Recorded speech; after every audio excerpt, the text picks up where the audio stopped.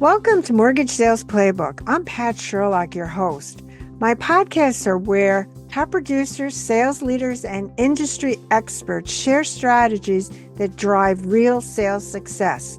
No fluff, just actionable insights to help you master the art of selling and leading. Today, we're going to talk about the recent trends from recruiting from loan officer to executive. I have the perfect expert. That's Brian Boyles. I've known him for years. He's an excellent recruiter. He's the guy when it comes to recruiting when you want to get no BS. I think that's in your tagline, if I remember, Brian. And so Brian has been he's national sales manager with Middleton Advisory. Prior to that, he's had a long, successful career with Academy and New American Funding. And so I'm thrilled to have Brian today talk about this important issue. Hi, Brian. Hi, Pat. How are you? Thanks for having me this morning. Well, this is such a big thing. Every conversation I have with executive has to do with recruiting. But before we kind of jump into that, let's talk about how did you get into our world of mortgage lending? Yeah, well, this year actually I'm celebrating my 31st year in the business. Okay. I spent 24 years in the business and now 7 on the external agency, as I joke, on the dark side of the business, right? We're a vendor partner. Obviously, we do coaching, consulting, but primarily recruiting. So I spent 18 of my first 24 years in the bank sector, but all mortgage. I was president of the mortgage division for 2 privately held banks in Iowa, 1 publicly traded here in St. Louis.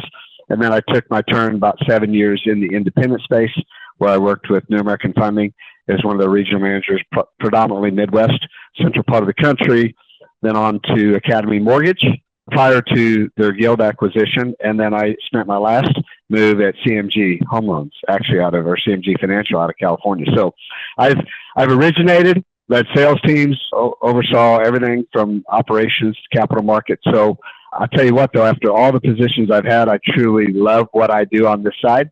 I can not only put my experience to work, but also talk to folks as mortgage professionals, right? So I understand what they're living regardless of market in the trenches. Sure. So anyway, that's how I got in. Well, it's interesting that you talk about this, and we're going to talk more about it in a second. But because you talk to executives and loan officers and everybody every single day, I'm curious on what trends do you see outside the recruiting world that lenders are talking about? Is it AI? What is it that they're talking about from your viewpoint? Yeah, the AI is definitely a hot topic, right? There's been, I think it's so new that folks are not really, they haven't grasped yet how to actually implement it within their business model, right?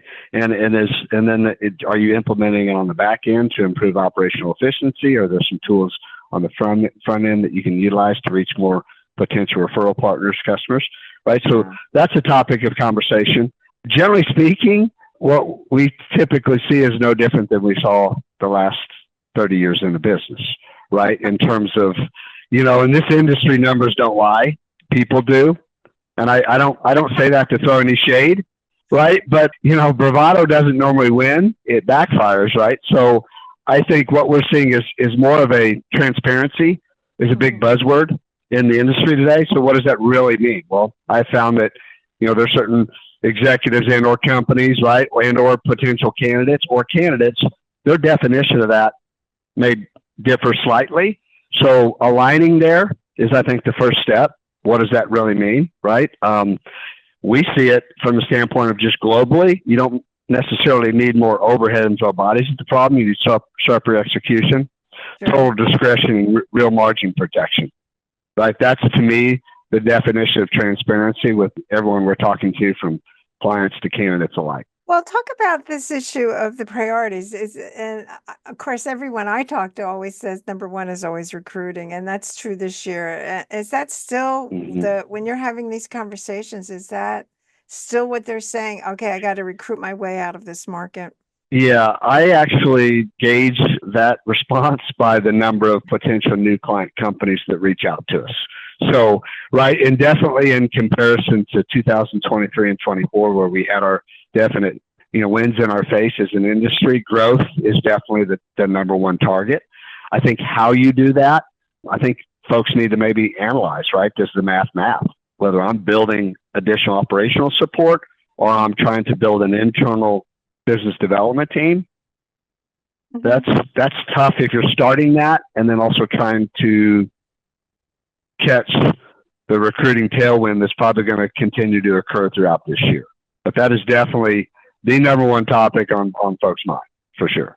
So let's do a deeper dive on our topic today and the Mm-hmm. conversation that you're having about from the loan officer standpoint and the executive standpoint. And so Mm-hmm. what is it that you're seeing in this year in 2025 on what are the loan officers looking for, and what are executives that maybe are looking to make a move looking for? See, so I'm gonna dig into that. I think first and foremost, I would probably say that, a lot of folks recruit based on money, basis points, what the candidate wants, right? I think that that's one of 10 items that are critical. Unfortunately, most people spend 90% of their time talking about compensation. I would get into a lot of things that we try to educate and consult with our candidates on related to compensation agreements. Mm-hmm. I can, without naming any companies' names, I can rattle through 5 or 10 of them who pay sign-on bonuses, which I think is fantastic. The challenge is that if it's under 6 figures, they tie someone up for 12 months. That contract says if you leave within 12 months, you have to pay that back. If it's over 6 figures as a sign-on bonus, which is typically driven by the previous year's volume, if you've got a producing candidate, you're on the hook for 24 to 36. No challenges with that per se, but I think that's created a very litigious environment within the industry. Never once have I seen any language that actually says, hey, can we negotiate on behalf of the client company, get what they want and the candidate? Is there volume incentives? Meaning if they achieve certain milestones, can the sign-on bonus considered to be paid back as opposed to waiting on the full timeline? Because you don't know how many calls I get from candidates that say, I've been waiting for this day 2 years ago. I knew in the first 30 days it was the wrong move for me. I've literally been waiting 23 months. So I think it would be better for the industry if there was just a little bit more transparency and not one-sided. I mean, I understand both sides because in our world, we play Switzerland, right? The client company is our client, but the candidate, and we've done this for 7 years, is actually our number one client. So I typically, that's how we make introductions. That's why we don't just throw candidates to the wind to see if they stick at 50 different companies.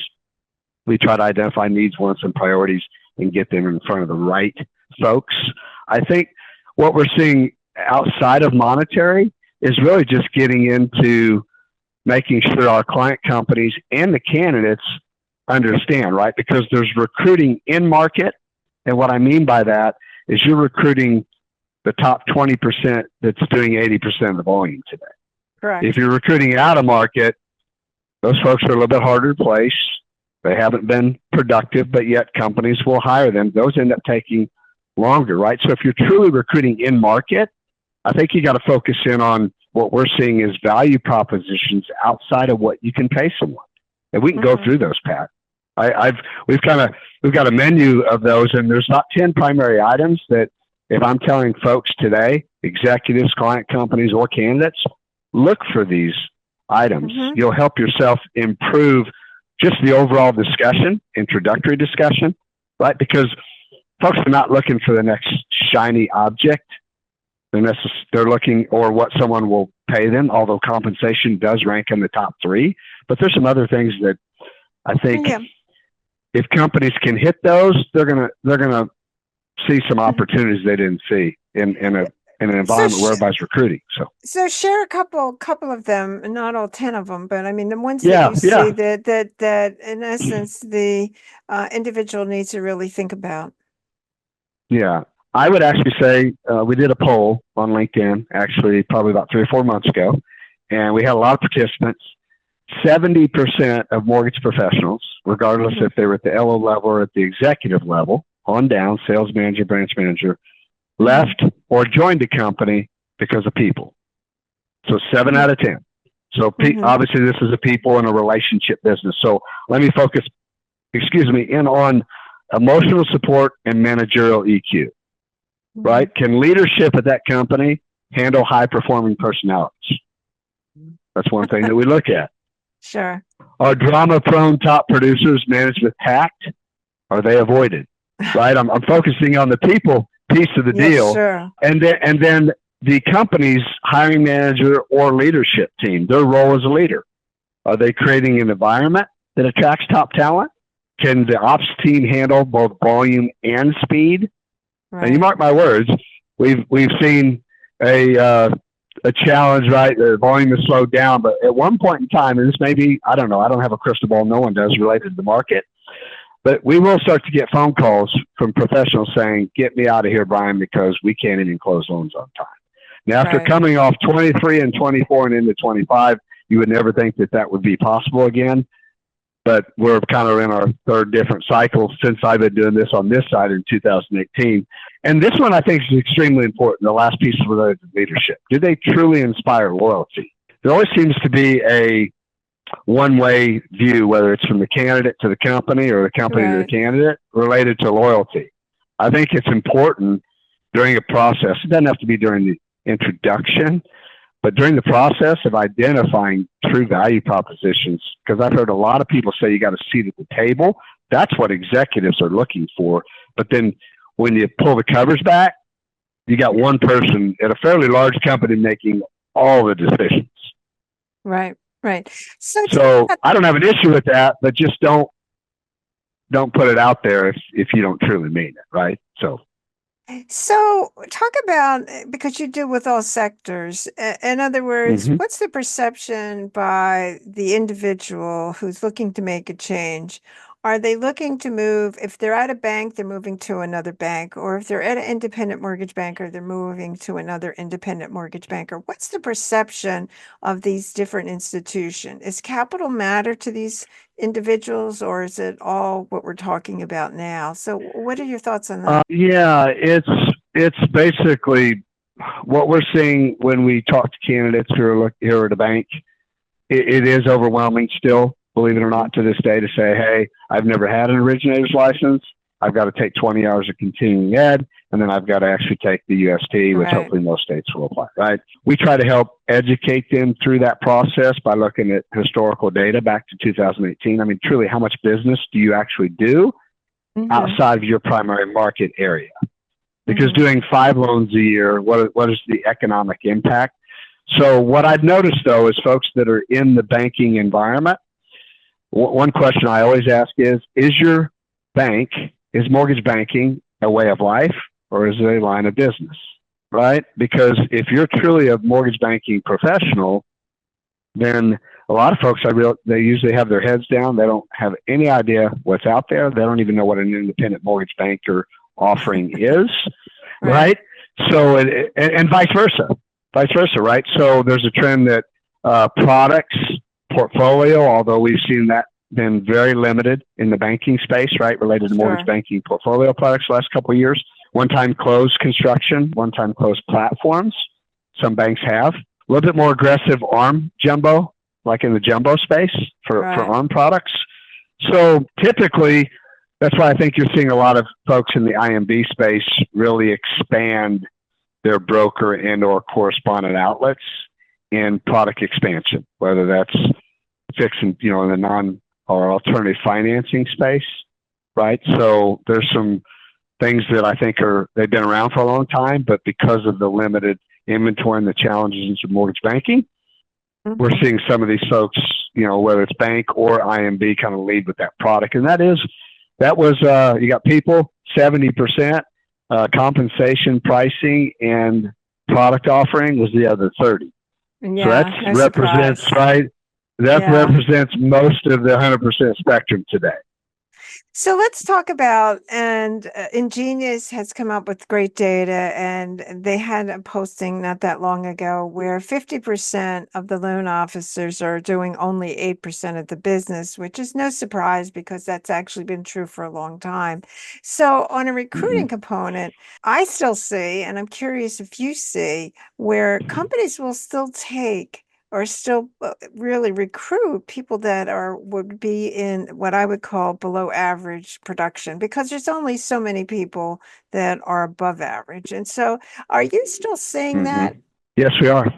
Yeah. Yes, we are. We see that quite regularly, right? So when I said, are you recruiting, are folks recruiting in market or out of market? Yeah. If the top 20% is doing 80, that math isn't exactly equivalent, but what you said hits home. That is completely accurate. I think that's not necessarily the challenge, because if those folks can still find a home, right? A lot of it comes down to mentorship, leadership, culture, but most importantly, this is where I think, companies and professionals can come to an agreement. This is why I think candidates like that need to truly dive in a little bit more with who they're talking to go to work for. Do they have a sales training program? You know this. Oh, yeah. That's one of the primary things that you do, right? And right. A lot of folks don't focus in on making those investments. Sure. And I think, what do they say? The definition of insanity is doing the same thing over and over, expecting different results. So if you're going to do that, right, and add those folks, and are they underperforming because they can't do the job, or are they underperforming because they're not with the right group? But moving them and placing a new flag in the ground, expecting them to just go out and do what they've been doing, right? Because a lot of people say, hey, our platform can increase your production 20 to 30%. Yeah. And my question always is, okay, I got a candidate in front of you. How are we going to communicate that? Like, what are the tangibles? Right. And that's difficult for a lot of folks to answer. Yeah. No, I mean, I see it all the time, and I'm just, it does say that the thinking is that there, as you said, is that, okay, my computer system, my this and that, my pricing, all this will move somebody that's a 2-unit producer to 5 units. And it never happens. There's a reason why they're a 2-unit producer. And so I find it interesting. Are companies still tolerating that? It sounds like from what you're seeing recruiting wise, they are.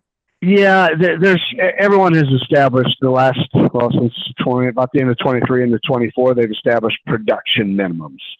So they put folks on performance improvement plans. Generally speaking, if I look at all our client companies over the gamut, 6 units a quarter or 500,000 in volume is typically in that range.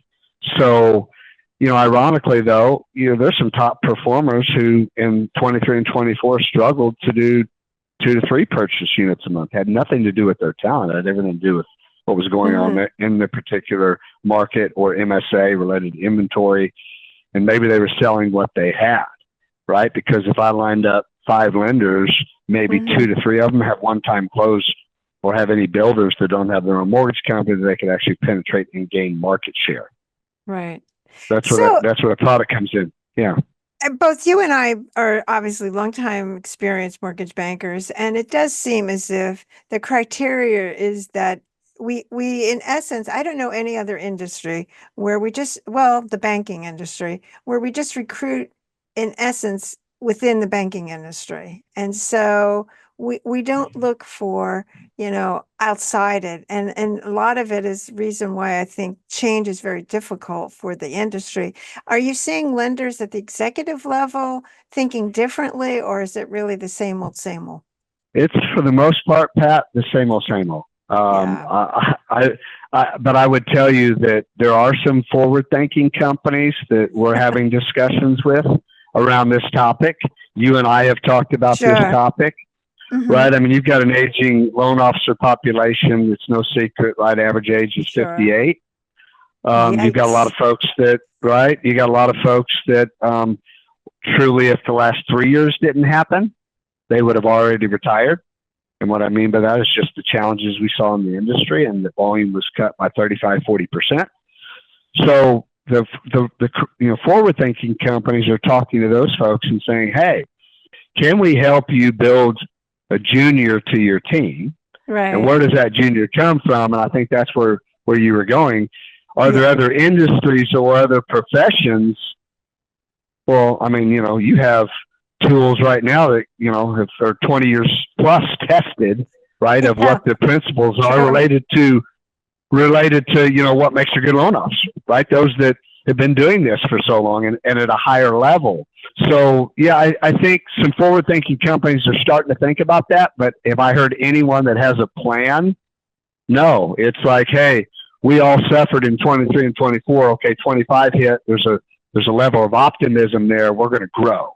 Okay, how do we grow? Well, we either partner up with external agencies on a contingency basis, which basically just means if Brian has a candidate, Mag has a candidate, we deliver it, you place them, the company pays us. We're transparent.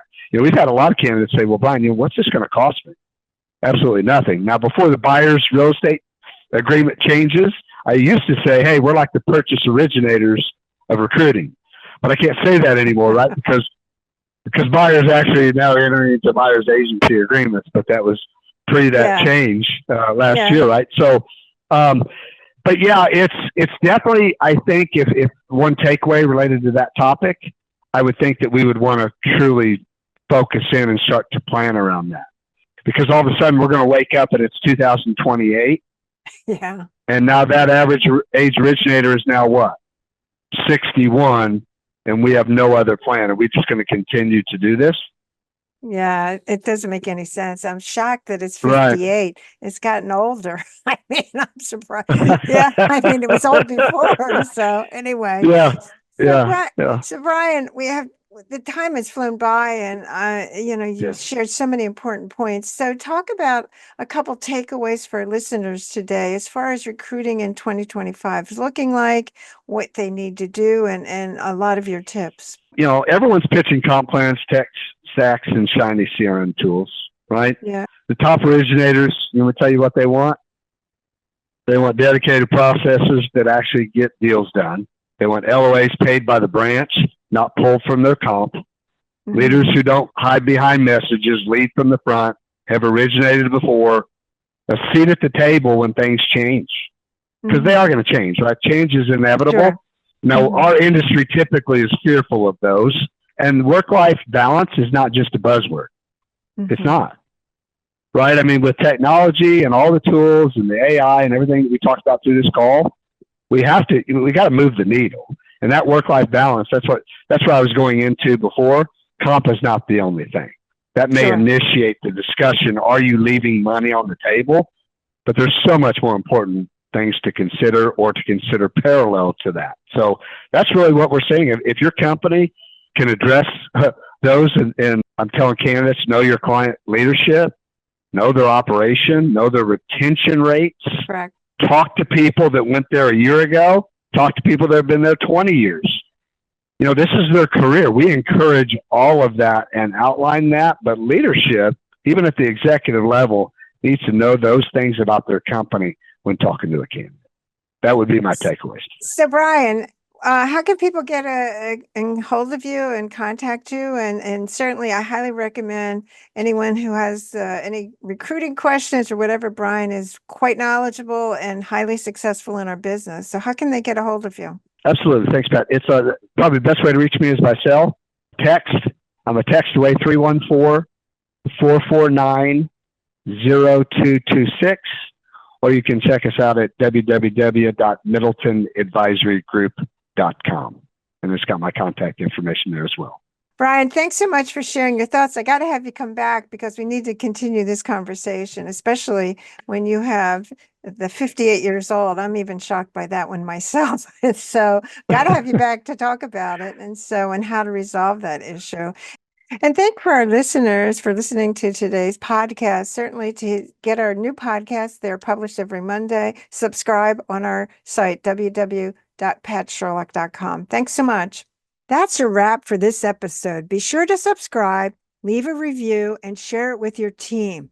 Want more proven sales strategies? Visit patsherlock.com for expert resources, coaching, and sales training. Until next time, keep selling smarter and not harder.